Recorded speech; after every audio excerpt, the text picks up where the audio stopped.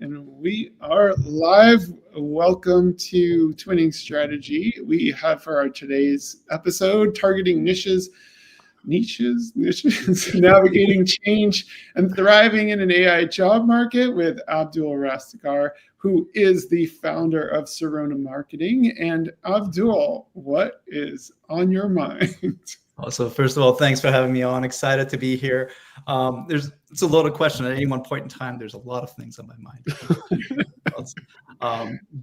Doing what I do, I spend a lot of time thinking about marketing and verticals. So I'm a healthcare and life sciences marketer. That's been my entire career. So, what's on my mind? It's basically always something around that. What does my industry look like? What are the challenges they have? What is it how are things evolving, and so on. So that's something that I consistently think about. Mm-hmm. What is so what are the biggest disruptors happening as you think about this? Like, what is it that keeps you up at night? I think if anybody doesn't say AI, right? I was kind of let's put that aside. Well, I think we'll come back to that one, right? In the healthcare space, I should say that to me, healthcare it's fairly broad, right? Could include life sciences, medtech, et cetera, et cetera. Regulations are always a challenge. It's a very conservative, highly regulated industry. When you think about the state of care, there's always a complexity. Different countries have different challenges with it, whether that's in the United States or perhaps some of the European systems, they all have different challenges. So that's something that each country has to kind of understand and how to tackle. A lot of the providers, vendors, et cetera, around that system, some of them make it better, some of them make it worse, and some of them are just clogs on a wheel of just complexity.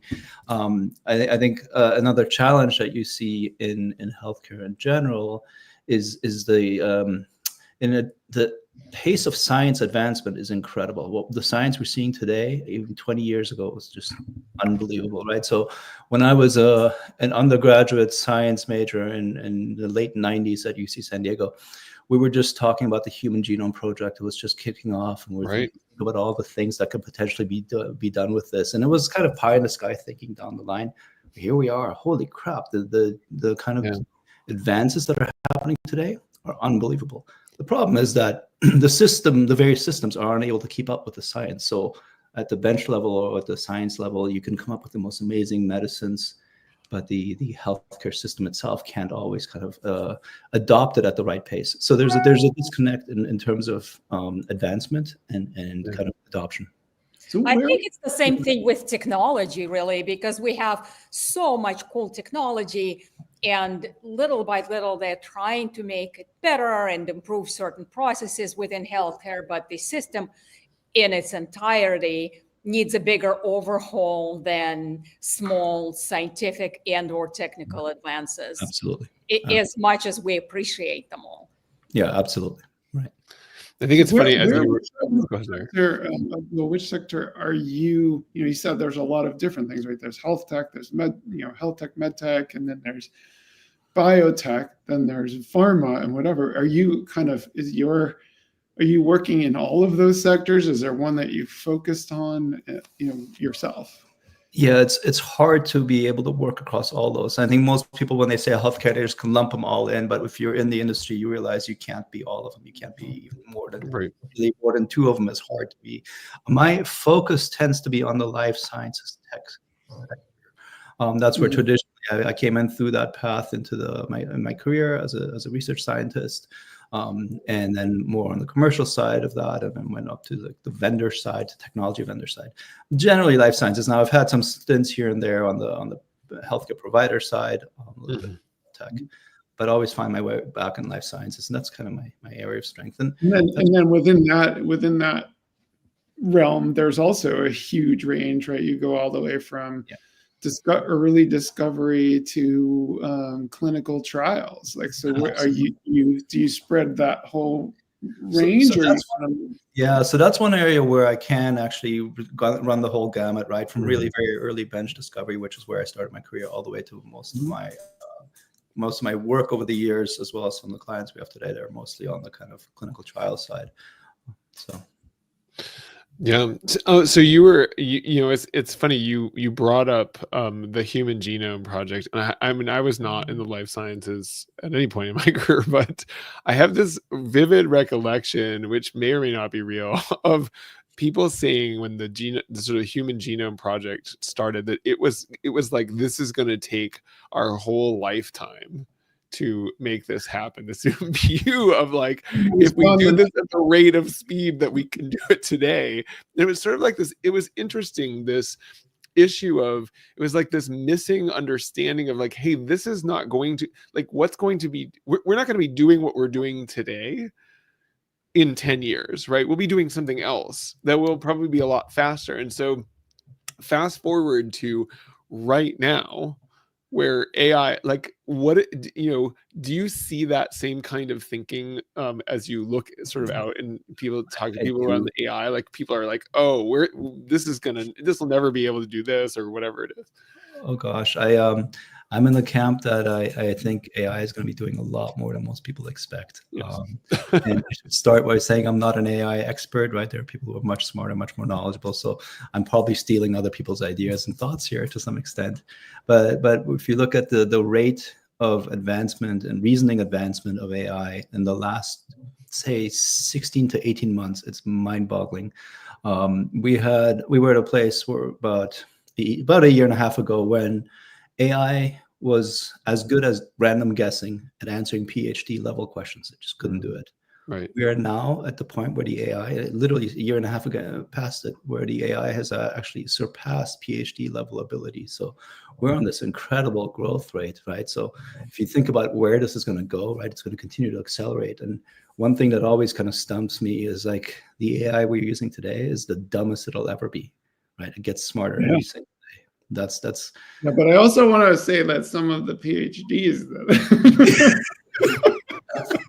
And were you digging under here?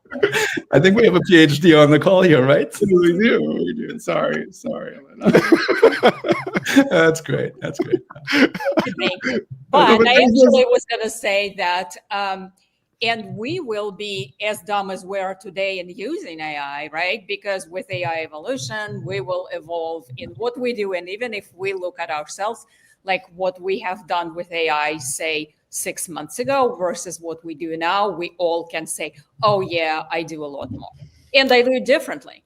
Absolutely. Well, actually, Elena, to that point, like about 8 months ago was probably the first time that I was starting to like really use it and, you know, use the API for OpenAI and whatever. And like the things that I do now, for, you know, Jeff and I have a marketing company, we use it all the time. It's like, it's just amazing what it can do. It's amazing what it does when you use it in interesting ways. And I think a lot of people end up sort of dismissing it because they try just putting something in the website and it doesn't come back with what they want. But I have seen some incredible stuff that it's come out with, you know, if you prompt it the right way. Absolutely. I've pushed it to its limits, to the point where it can't, right? And just trying to figure out where the limits are, and those limits keep pushing, keep getting, those boundaries keep going out further and further. I've actually found my kind of personal use with AI over the last 2 years. I've offloaded a lot of the thinking that I used to do in my head to just the computer. It's made me a lot more efficient. I think it's made me a lot more effective. Has it made me smarter? I don't know. Well, so it's interesting that you say that, because like one of the things that Eric has been doing in the last couple of weeks is he created a automation that essentially will write a book using ChatGPT about any topic. Mm-hmm. And what's interesting about, like, so we just started working with a client in a healthcare kind of industry. And so Eric produced 3, well, I'll call them books, but they were really, 25. It was like 3 25-page sort of white papers about different aspects of this client. And I just listened to them this week just so that I could get up to speed, so that I can understand, what it is that the documents are talking about. So I think there's this really interesting thing of, there's this debate: is AI going to make us dumber, or is AI going to make us smarter? And I think there's a really fascinating sort of dynamic that's going to happen. Is right now it feels like it's going to make us dumber, right? I'm not sure that that's true. I think when we learn how to use it to make ourselves smarter, we will actually be able to make ourselves smart. I don't know if you have a thought on that, but that's kind of my. I agree. I think the things we're going to be doing 10 years from now, we can't even imagine those today, right? It's going to blow back. And 10 years from now, we're going to look back and think, gosh, we were in the Stone Ages in 2025, right? If we could generate an agent that watches TikTok for us, we'll all get smarter. Very soon, AI will be chasing AI. Yeah. Up in the cloud, and we will be hiding from it. But actually, back to what you guys were talking about, I just think that it's going to segment the human population really into those who want to. Some are going to be ahead of the curve, some are going to stay with it, and somebody is going to be dumber. So I think it's just going to be segmented, and yet another wave that we never expect that we would see, both professionally and personally. Yeah, that's a good point. Some of it is willful segmentation, right? Spreading. Some of it is just by lack of access to digital tools and internet.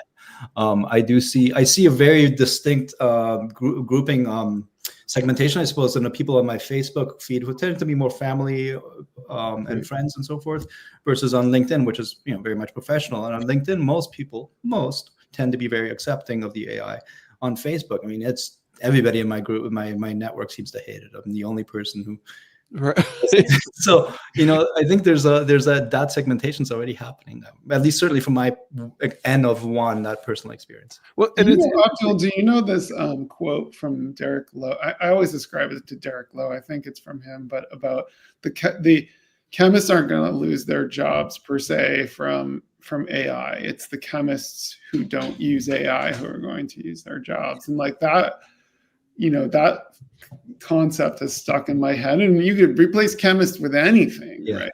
He just happens to be a blogger in that chemist space. So that willful disinterest, or in some cases, it's sort of a willful, misunderstanding of where we are with AI. Oh, because I don't know how to use it. I put in the wrong prompt and I get crap answers.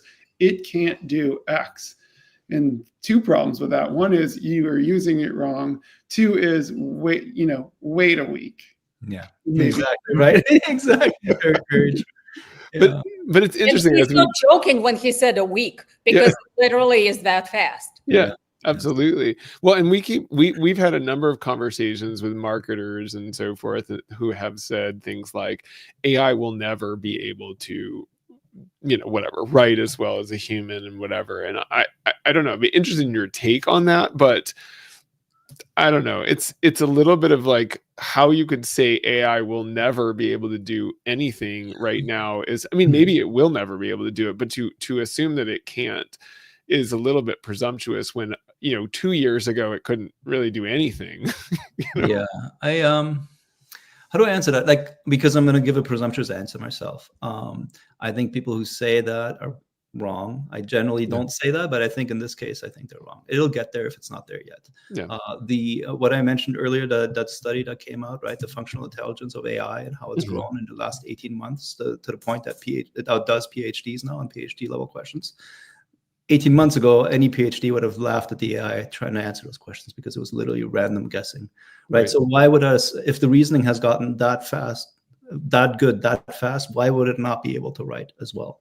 Have you ever tried AI with poetry? It's incredible at poetry, right? I mean, it comes up with things that in my wildest dreams I couldn't come up with. Well, Jeff came up with this interesting concept that the reason that we think that AI sounds robotic, we were talking about the uncanny valley of LLMs, right? Which isn't that it looks weird, it's that it sounds weird. But does it sound not human, or is it just that it sounds like the same weirdness every single time, and that's why it sounds robotic? And that's sort of our conclusion is this is a problem of it's always using the same kind of language or whatever. And so like what we found is you just have to inject something into it to just tip the statistics a little bit, right? Yeah. We actually started to throwing in like personality information and just to say, okay, this, this person is like this. And actually, what I really want to do is actually throw in like, and they're in a bad mood or whatever. And it's like, it's going to, what it does is it changes the sort of tone of what it's saying in an interesting way. Yeah. And it kind of pushes it out of the depths of the uncanny valley. I'm not saying that it's perfect, but it's no longer like this lockstep, always writing the same, writing the same text. And I mean, frankly, as a kind of a guy who specializes in messaging and kind of copywriting, things like that, or have over the years, have you seen the garbage that people put on their websites? Yeah. That people write in their emails? It's like, we shouldn't be the ones criticizing AI, right? And guess what? AI is reading those. It's being trained on garbage. Regurgitating them for us. Exactly. Well, So, this is, but I mean, what Eric is talking about is really about shifting the statistics, right? Like if you ask, I always say that ChatGPT is the collective stupidity of the internet, right? I mean, that is what it is, right?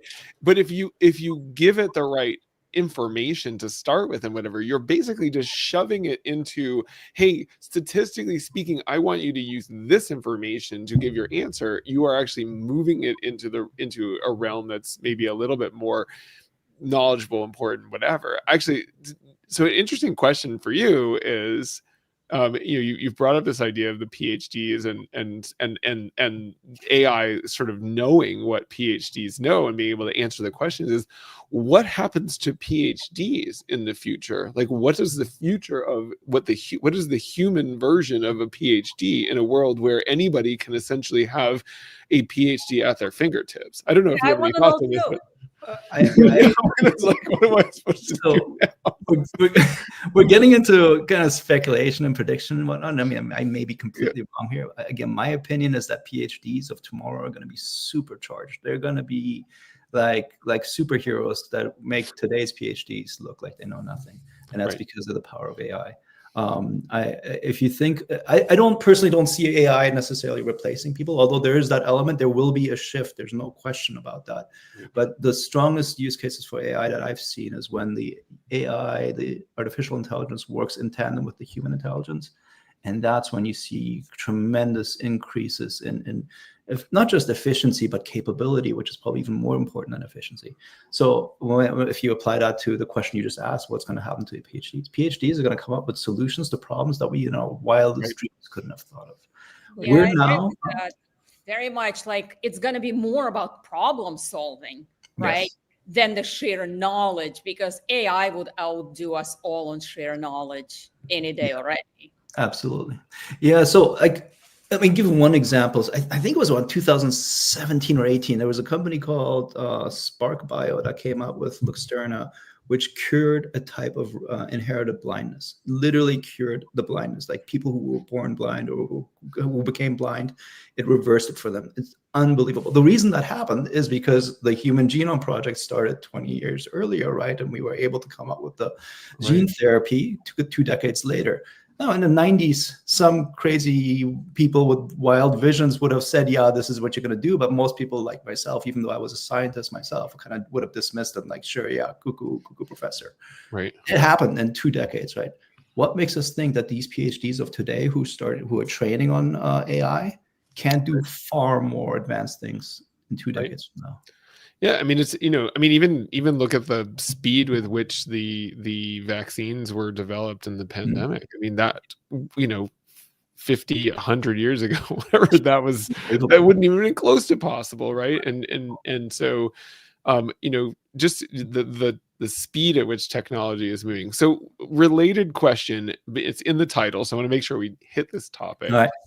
In the title, we talked about this idea of thriving in an AI job market, and this came out of the back and forth we were having about what the topic of the title is, should be for this episode. And I put it in there because I'd love to hear your thoughts. We have this debate that we've had on a couple of episodes now about and I'll focus on the marketing world, since that's the world that I come from, that you come from, whatever, and Elena comes from, Eric Sorry, but but these things is not do like you think? What is your take on this? Do you think that AI will ultimately lead to fewer marketing jobs or more marketing jobs? More. I'm convinced of it. I did a 180 on this. When it first came out, I'm like, holy crap, this is going to displace me. I got 5 years at most. What I'm going to do? Like, okay, start finding like, some manual labor job or something. If you think back in 2010, when 2009, 2010, when SaaS first came out, right? People were like, oh my God, this is going to displace all the IT workers, right? We're going to need a fraction of what we have. What happened is you had this explosion of SaaS companies that came up. And each one of them may or may not have hired as many IT folks as like a traditional enterprise company, but the volume of companies that came out expanded. I mean, we have way more IT workers today than we did in 2010. Yes. I think the same thing is going to happen. Now, what I do think is if we're going to confine the conversation to marketing, I think those marketing departments are going to get smaller. So a team that used to be 12, 13 people can now be 4 to 5. Right, but there's a massive number of companies that can't really afford to do marketing now that will be able to afford to do it, and they're going to need somebody to shepherd that process. I think this idea of super ICs, like the super individual contributor who's powered by AI, right? And then you'll have 3 or 4 of them plus like a head of marketing who gives the strategic vision, is going to be delivering as much as that 12-person team did in the past. Yeah, I mean, I have this theory that it's going to shift us back. So, when we all started marketing, like marketers, Elena and I worked at Nabisco, whatever, marketers were strategists, right? And over the last, actually, you brought up SaaS, but even in marketing, I mean, if you look at the jobs that exist today in the marketing world versus the jobs that existed in like 1990, whatever, whatever, it is this huge proliferation of jobs that just didn't exist. But what's happened over time is that I believe that marketers have become more and more technicians. What's interesting about that is as AI starts to kind of take over those technician roles, you're going to actually need to shift back to having people who think about strategy.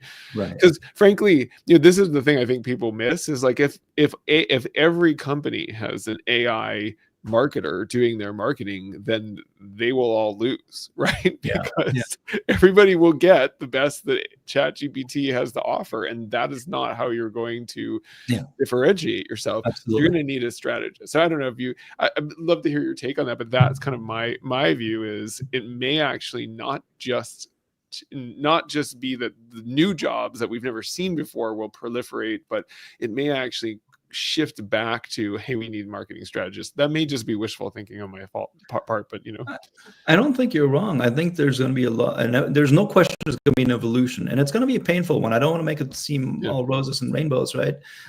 There are people who are going to lose their jobs and going to have a hard time finding new jobs, right? There's going to be that shift. I think long term, I'm very optimistic, and there's intermediate term, I don't think it's going to be that easy for people, right? And especially if you think about people coming out of I guess call it Gen Z, is that who's in college now, right? They're going to come out with a mindset of AI is just natural for them, right? Versus all of the people who've been around for a while, they're like, oh, I'm learning this, I don't like this, et cetera, right? Somebody's going to get displaced. So the ones who adopt the AI, I think, are going to be the ones who are in a winning position. And then to your point, Jeff, I agree that it's going to be much more of a strategic vision role rather than letting the AI, which is what's happening with me in my work. I'm letting the AI do a lot of kind of co-creation and co-thinking with me. Right. At the end of the day, I always clean it up and make it look and sound like the way I want it, right? I own this, and I'm the boss here, and not the AI. But it's helped me become so much more efficient, right? It's helped me become so much more efficient. My output is probably more than double than what it used to be. So well, it also frees up time for creativity. Yes. Right. Absolutely. And it also assigns the human team member that role of what is my big idea? What is my creativity in putting it together? What am I going to do different from, the next person who regurgitated their content? Exactly. Yeah, no, absolutely. Speaking of adopting AI, since Eric, thank you, Eric. I got completely lost in this amazing conversation. ChatGPT is like, all right, so So Abdul, we do every time we have ChatGPT jumps in with questions. I always ask it for 10 funny questions to ask somebody who does whatever. Go ahead, sir. Can I give it a ChatGPT answer? Yeah, if you want, if you're that quick, if you want to put the listen, you get it listening to me, it might be even faster. Yeah. No, so I always asked, would you like thought-provoking or absurd first? I think I got mostly absurd this time, but I'll let you answer and I'll do my best. Let's do absurd. Let's do it. All right. Do you think AI will ever understand the true pain of writing regulatory compliant copy, or will it just quietly judge us for our typos? I'm not even sure how to answer that. No, you don't have to answer. It's just funny. It isn't funny. I think there will be at some point, maybe in a few decades, there'll be like a review board that has to assess whether we're being cruel to the AI by making it write the regulatory standard. Hey, why that late? It's going to be much faster than that. Yeah. The AI writes. Well, like the social direction is going to take the ethics of it, of course. Well, so this one's also absurd and probably doesn't deserve an answer, but I'm going to read it because it's just weird. So on the scale of mildly concerned to robot overlords, how worried should we be that AI might start giving keynote speeches at our own conferences? Oh, robot overlords. I think that's going to happen. Oh, wow. Yeah. I think that's going to give some really, really good keynote speeches. Yeah. Well, and it's interesting, because it's going to learn how to give a really good keynote speech. Right? It's like it doesn't have the, human challenge. Like once it figures it out, which actually may mean that again, it goes back to like, if everybody can give a perfect keynote speech because AI gives it, then what are you going to do to get it to do the next thing that's different and unique? Yeah, that's actually, I don't think this is an absurd question at all. I think this is a really good question. I think what's the power of keynote speeches, all speeches really, is unique insights, right? Right. So can the AI give unique insights? In many cases, not really. Most of the cases can. Every once in a while, I come across a nugget. I'm like, oh, I never thought of it that way, right? And probably who knows where it stole that information from in the first place. But when we get to that level of super intelligence with the AI, when it does pick up new patterns and come up with new novel insights, I think it's going to come up with some, whether it's a speech or whatever, it's going to come up with some novel stuff. Yeah. Where do those insights collectively are training AI in doing it? Because the more, and we use AI to write everything we write, the more keynote speeches will be written by AI, the more it picks up. Ultimately, there's also going to be code written of trying to make AI project, right, further out and be more creative. So I am completely seeing keynote speeches here. Sorry, Eric, I was talking. Yeah, no, I was just going to ask the question of so this is something I've been like pondering, which is when it gets to the point of super intelligence, when it's coming up with ideas that human beings can't generate, given that the AI is trained on human information, I have my own theories on this, where are those insights coming from? What is it pulling from that is allowing it to come up with something that we can't come up with? And I have my theories, but I'd love to hear your thoughts on it. Again, I'm going to say this as a non-expert. There are people much smarter than I, but I think it's going to come from patterns that we can't see. We can't even, the scale of the data that we can't put our minds around, but also just the patterns in there, right? If you think about the way neural networks work, the neural networks see things that a human simply cannot. Because it's combining everything all at once, and we can only combine 8 things at a time or something like that. Yeah. I don't know if any of you, I am a total John Boyd nerd. I don't know if Abdul, you know who that is, but John. Yes. But one of the things that's amazing about John Boyd's, people know him for this thing called the OODA loop, right? Which I won't go into, but he is also known for this idea of analysis and synthesis. And he talks about analysis as the process of breaking down, and synthesis is the process of putting together. And he has this great analogy of like how a snowmobile is essentially you take apart from a bicycle, you take apart from a tractor, you take apart from a water skis, whatever, you put them all together and you get something totally different. And this idea of synthesizing disparate pieces of information, I think, is a really interesting. So people are saying, I hear people say often, oh, AI is not going to be able to create new ideas. But I think that actually misses the fact that many times new ideas comes from the ability to take lots of disparate ideas and put them together in new ways. And AI is actually a really good, I will say it's a good tool for doing that, because to Eric's point, like, to keep all of this information in your brain is really hard, but to have AI be able to sort of draw from all these different things, not as hard, right? And I'd argue that very few people actually come up with new novel ideas. Every new novel idea has been based on something that somebody else has thought of. May have been just a spark of innovation or whatever, inspiration, but it came from somewhere else, right? So I don't know why the machine wouldn't be able to do that. Another thought is that we are always considering think outside the box. Right? Because within our mind, there are boxes. AI has no boxes. For them, the world is truly many, many, many oysters, right? So there is no such thing as limiting box. So I actually, am hopeful on that. Yeah.